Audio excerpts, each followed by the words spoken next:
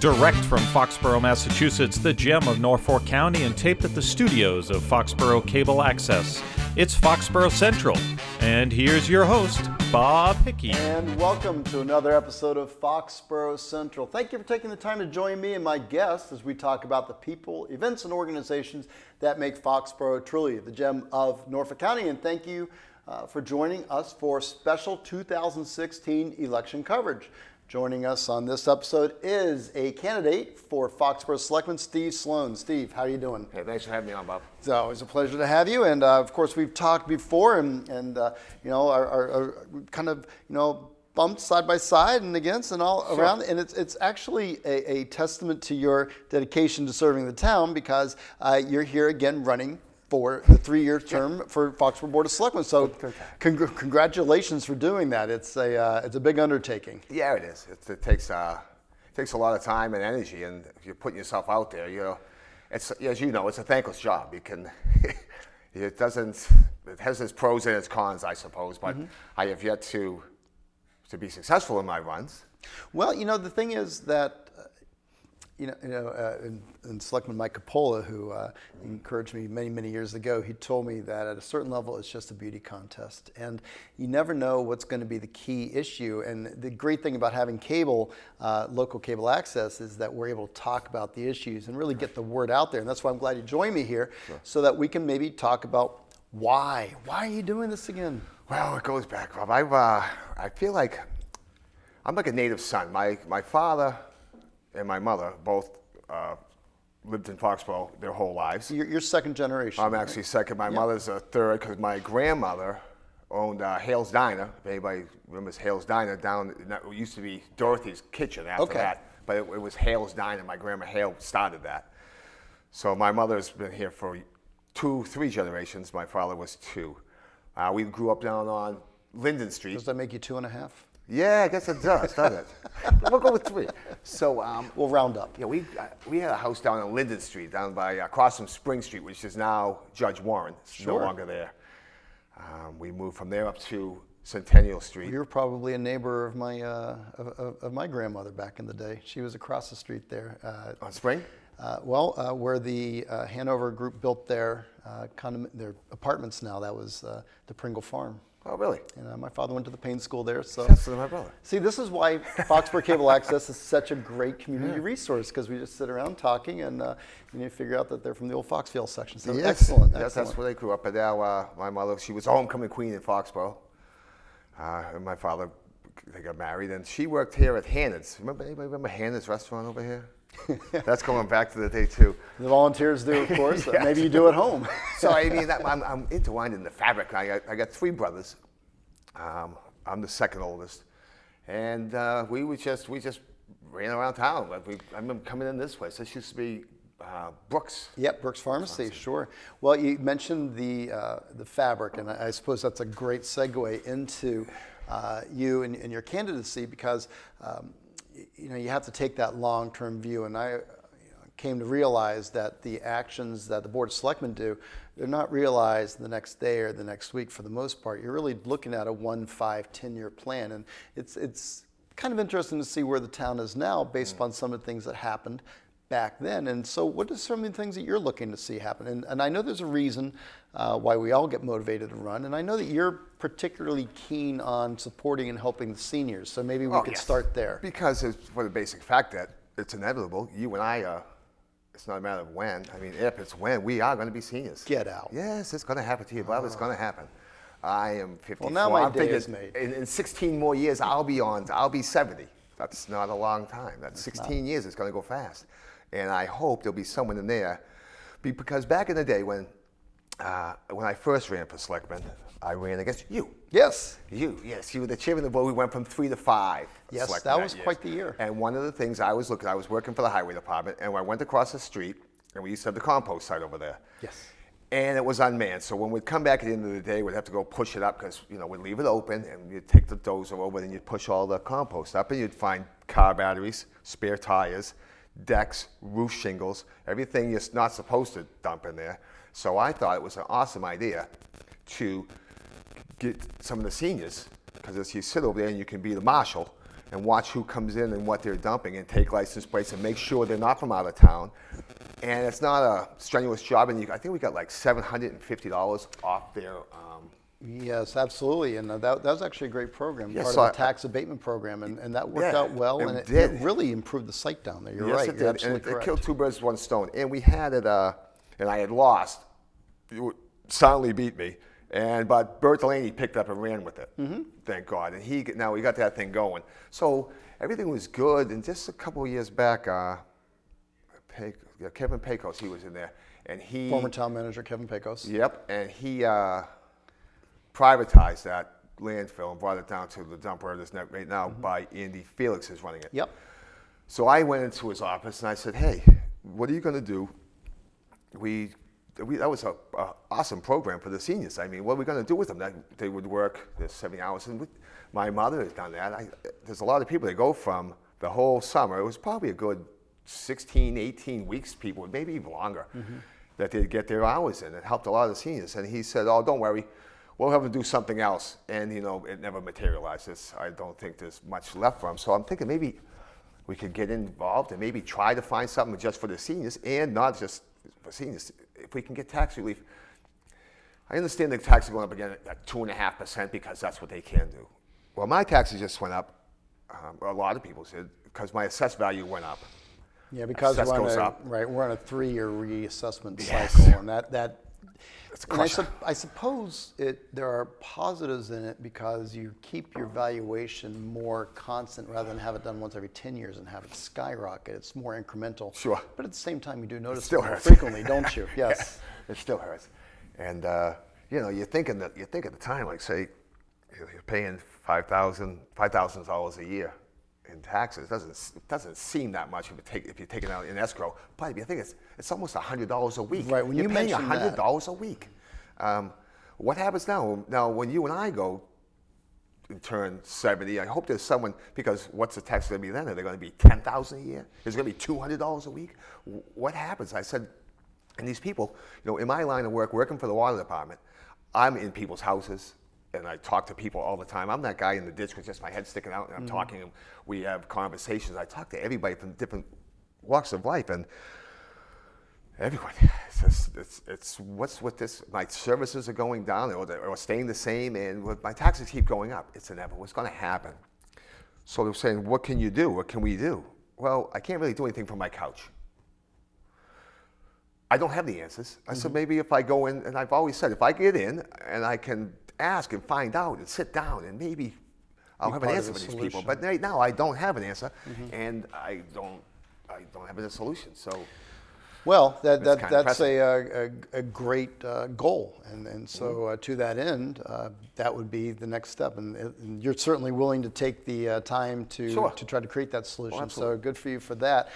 Now's probably a great time to mention. Of course, I'm speaking with Stephen Sloan. Steve is running for a 3-year term, one of the 2 seats on the Foxborough Board of Selectmen. You can reach him if you have any questions for Steve by email at sloanbug1 or you can call him directly. He's happy to take your calls and talk to you. I've always been able to get a hold of him at 774-307-0722. So Steve, you had mentioned just in passing just now that you work for the water department. Now, the last time we talked, you were working for the highway department. Yes. And I also know that we underwent the huge DPW merger. So why don't we talk a little bit about what you're doing now and how you got there? Okay, what I did was there was an opening in the water department, and I thought I was kind of sick of the smell of asphalt, Bob. And I was. You know what? Fair enough. Yes, I said it was time for this change. I was actually going to work and doing everything almost in the drone state. You fix catch basins, you do drainage, you do a lot of asphalt. I was getting it mentally dying. My brain was starting to atrophy. Sure. So the job opened up the water department. I said, I'm going to go over there. You got to go back to school. You got to learn. Even if it didn't open up the water department, I was going to go work for the school department. I was going to go do something. I'll go back to painting because I'm a painter by trade. Opened up in the water department, so I shot over there. It's been 3.5, 4 years now I've been over there. And my brain started working again because now, you're dealing with asphalt. But right now, you're treating water. you're actually putting chemicals in the water to make it safe for everyone to drink. You got to be very attentive. Well, and it's funny you mentioned that, and you're absolutely correct, because I have always been wanting to delve a little deeper into how the town of Foxborough deals with their water issues. And you look at the debacle that happened in Flint, Michigan, with the attempt, the clearly short-sighted attempt to save a few dollars, has put an awful lot of people at risk for harm from the decaying infrastructure and the pipes and the lead. So in Foxborough, with the water, with the role, it is a fairly, I won't say scientific because that makes me sound highfalutin, but I will say a huge, I mean, there's a formula that goes into this. Sure, so, I thought you turn on your faucet and just water comes out and you just drink the water. I got in there, they go, okay, now look at potassium hydroxide. This is pH control. This is corrosion control, which they didn't use in Flint.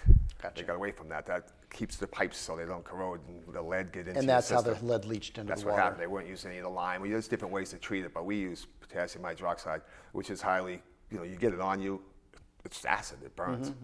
Then you got the chlorine, and you got another orthophosphate for discoloration. Okay. And you put all this, I go, you put this all in the water?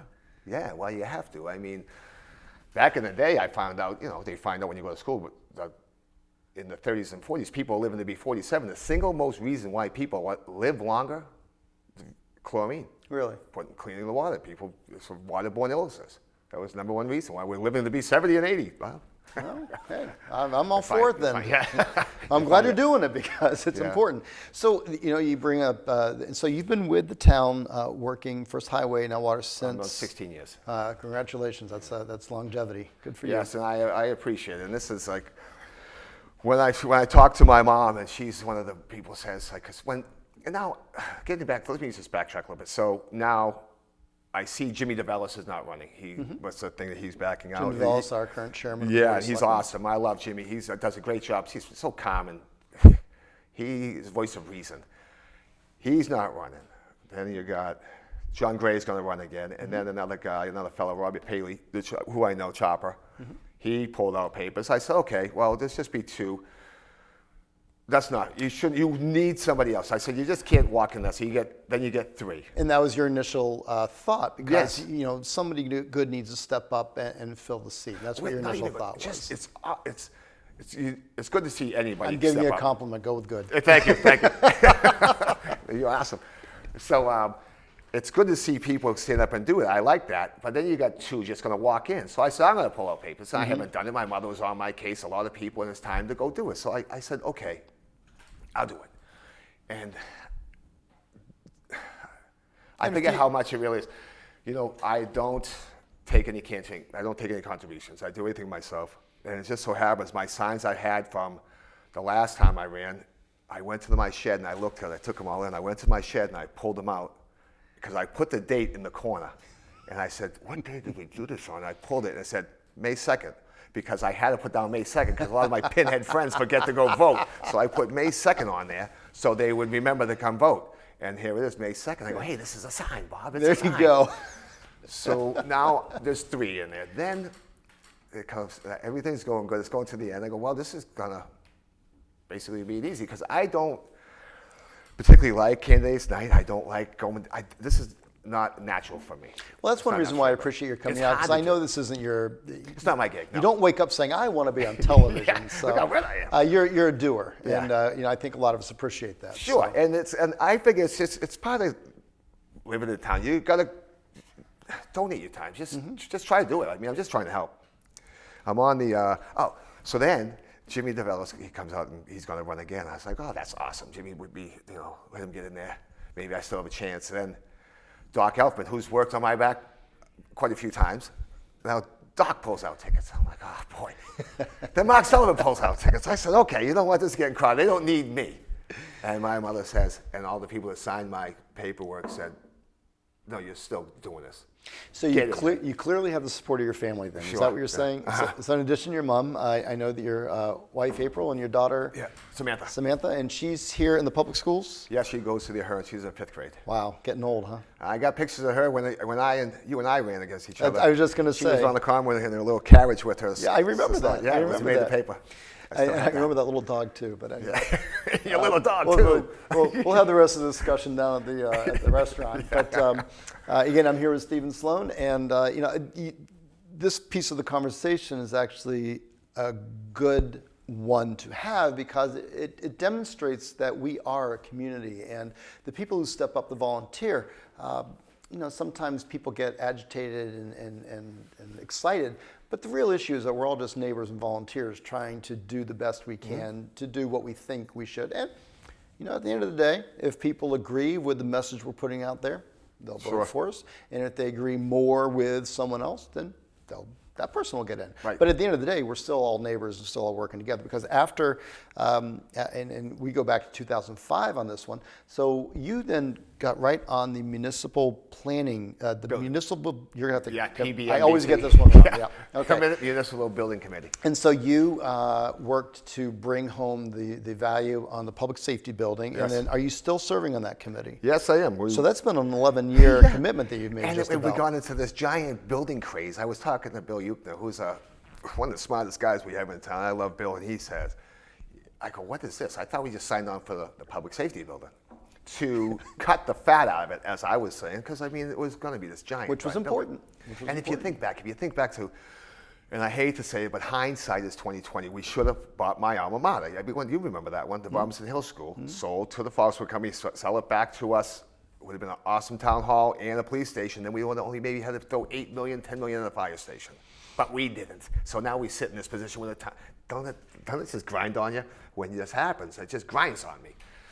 But I wasn't back. I was making decisions back then. So now we went from the public safety building, and then immediately went to. Well, then we had the school, the high school. The high school, but that was a no-brainer. They gave us. And now we have a few challenges coming up. I think it's still the schools. I think the Burrell School is having heating system and roofing. So hey, wait a minute. You jumped over town hall. Can we just get that one done first before town hall? What's that? All right, let's talk a little town hall. No, that's well, I know a lot of work, if you allow me, I know a lot of work has gone into that. And for those of you who may know, I also write a column, and I was critical. I think it was 3 years ago. I thought it was being a little hastily put together. And I know that coming back out, your committee, and Bill's been on, Bill Yuckner, by the way, is chairman of the PBMBC. Thank you. And he's been on this program before, sharing details of the revised town hall, and it looks like it's going to be the right thing for Foxborough. And of course, it went and carried the day at town meeting, and it was funded. So that's a project that's moving forward. Right. So let's talk a little bit about that. And we're going to go so quickly because we're almost out of time. Okay, the groundbreaking was last night, I guess. I couldn't make it. I had family obligations. So we've started. Yes. It's a happening thing. Yeah, it's happening. Okay. They already got all shovels in the ground. Yep. And the whole thing with that was, and when it came up, I was not a fan either.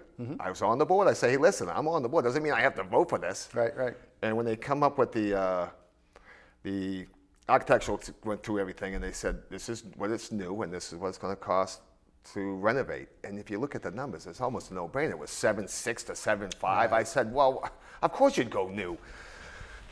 Not that I want to even spend the money on that, because we had just got done with the library, right? And then we're into that, and again, that's tax money. It's these people.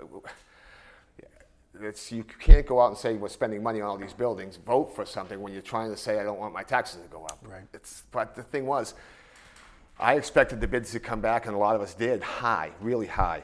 And if they came in at $8-9 million, maybe even more, I was saying I'm out. Right. I'm all out. They came back 10% below what we thought, huh? Yeah, in the 6s, 6, 8. We have the contingency money, and we also have the money we had to spend. But that's fantastic. So it was almost like, it was like half that you got it, because you can't kick it down the road, because something's got to happen. Well, something needs to be done. So if we kicked it down the road, it would have probably been $10 million down the road. So you have to. I hate to say it, I had to bite the bullet. And had to do the time is now. The time is now. It was the right thing. So good work on that.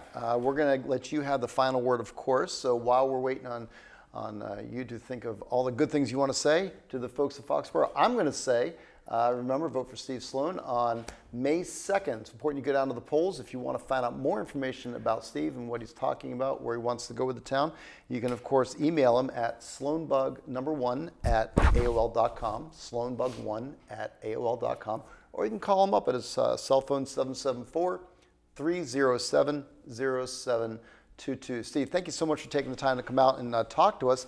You've got the last word. Oh, okay. Thanks, Bob.